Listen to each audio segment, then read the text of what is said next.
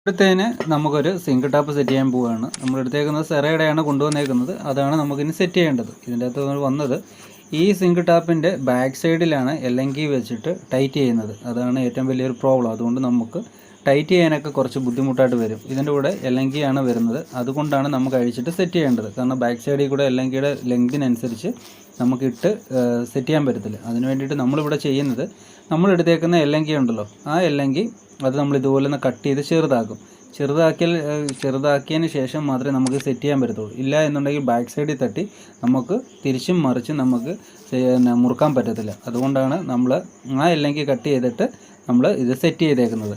എല്ലാത്തിനും സൈഡിലൊക്കെയാണ് വരുന്നത്. ഈ മോഡലിന് ഈ ബാക്ക് സൈഡിലാണ് ഇത് വന്നേക്കുന്നത്.